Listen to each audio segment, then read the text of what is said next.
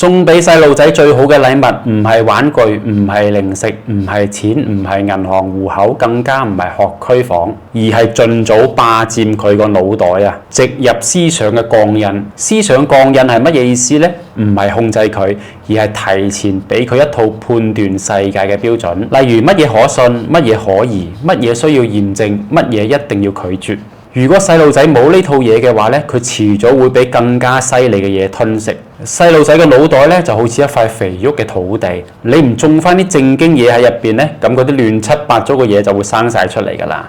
到咗嗰個時候，哪怕細路仔嘅肉身喺你身邊，但係佢嘅靈魂呢已經不再屬於你㗎啦。各位老豆老母唔好自我安慰話咩？佢大個就明㗎啦，佢哋唔明㗎。3歲定80啊，細路仔冇建立正確價值觀，大個咗呢，只會俾嗰啲豬朋狗友同埋低級慾望帶偏㗎咋。成長嘅關鍵唔係聽話，而係識思辨、識懷疑。任何只有單方面觀點嘅嘢，一律當信唔過。越識得獨立思考、交叉驗證，就越能夠接近世界嘅真相。教育嘅真正目的，從嚟唔係考試，而係反洗腦，靠正確嘅邏輯同埋體系建立佢嘅免疫機制，將嗰啲片面之詞同埋垃圾病毒擋喺佢嘅腦袋之外啊！一個人識得分辨是非，唔係因為佢醒目，而係因為佢腦袋入邊有一套判斷嘅標準。細路仔都係一樣㗎咋，一旦俾錯誤嘅三觀入侵，就好似水泥灌入咁樣，慢慢凝固，到你發現之後，你想打爛佢呢，已經嚟唔切啦。教育細路仔靠嘅唔係講大道理，而係耳濡目染。細路仔呢，最識得偷懶，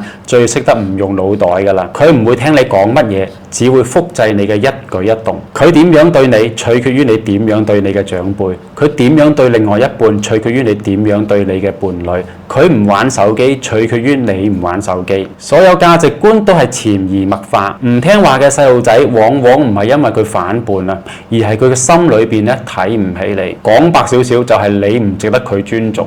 你自己都做唔到嘅嘢，唔好要求細路仔做。你自己都唔學習，唔好要求細路仔好好學習。你日日都呻嗰份工做唔落去，就唔好要求細路仔做作業。你一有時間就玩手機，咁就唔好要求細路仔少啲打機。你唔中意聽領導訓話，咁細路仔亦都唔中意聽你講大道理。佢依家暫時聽你話，係因為佢打唔贏你啫嘛。絕大部分嘅教育問題咧，根本上唔喺細路仔身上，而係喺父母身上啊。父母自己懶散、逃避、冇耐性，但係就要求細路仔勤力自律，要有思想。呢個唔係教育，呢個叫做卸膊。真正負責任嘅父母咧，唔係逼細路仔改變，而係先將自己活成嗰個三觀端正、明辨是非、不屈不撓嘅人。你做到嘅話，細路仔自然就會跟住做噶啦。最後用一句話去總結，送俾細路仔最好嘅禮物係榜樣。如果你都認同嘅話，睇睇我第一條視頻啦。